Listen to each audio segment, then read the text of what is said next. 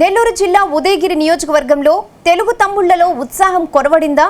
ఉమ్మడి టికెట్ టీడీపీకే దక్కినప్పటికీ ఆ పార్టీ నాయకుల్లో ఉత్సాహం ఎందుకు కనిపించడం లేదు? పార్టీని నమ్ముకున్న వారికి అన్యాయం జరుగుతోందన్న భావన పార్టీ క్యాడర్లో తలెత్తిందా? రాష్ట్ర నాయకత్వం చొరవ చూసి ఉదయగిరిలో సైకిల్ స్పీడ్ పెంచుతుందా? అసలు ఉదయగిరిలో ఏం జరుగుతోంది? Watch the story.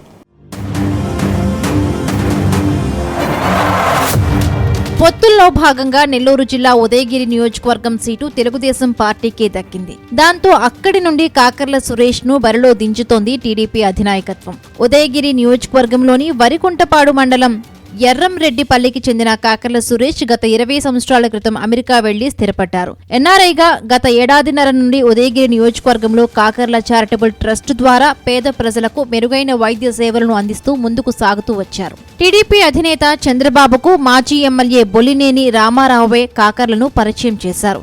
ఇప్పుడు బొలినేని కాదని టీడీపీ కాకర్ల సురేష్కే సీటు కేటాయించడంతో రాజకీయ సమీకరణాలు మారాయి.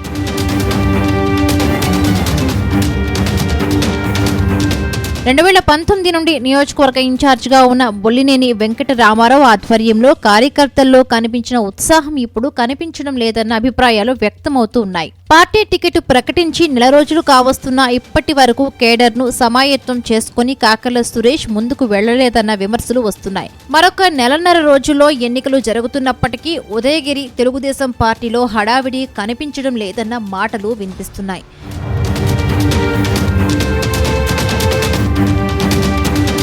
అటు టీడీపీ నిర్వహిస్తున్న సమావేశాలకు జనసేన, బీజేపీ నాయకులు నామమాత్రంగా హాజరవుతున్నారే తప్ప పెద్దగా కనిపిస్తున్న దాఖలాలేవీ లేవు.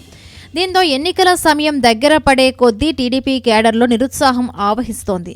చంద్రబాబు అరెస్టు మొదలుకొని బెయిల్పై వచ్చే వరకు ఉదయగిరిలో టీడీపీ నేతలు నిరసన కార్యక్రమాలు చేపట్టి విజయవంతంగా నిర్వహించారు. ఇప్పుడు ఆ పార్టీ ఎక్కడికి పోయిందన్న ప్రశ్నలు వ్యక్తమయ్యాయి. సైకిల్ పార్టీకి ఏమైందో అర్థం కావడం లేదని కొందరు వ్యాఖ్యానిస్తూ ఉన్నారు.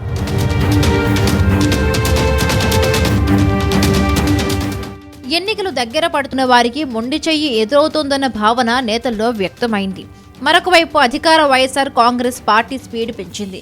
గ్రామాల్లో చక్కర్లు కొడుతూ అక్కడ సైకిల్ స్పీడుకు బ్రేకులు వేసేందుకు ప్రయత్నిస్తోంది. ఇప్పటికైనా రాష్ట్ర అధినాయకత్వం మేల్కొని పరిస్థితిని చక్కదిద్దకుంటే ఎన్నికలపై తీవ్ర ప్రభావం తప్పవదని రాజకీయ విశ్లేషకులు అంచనా వేస్తున్నారు.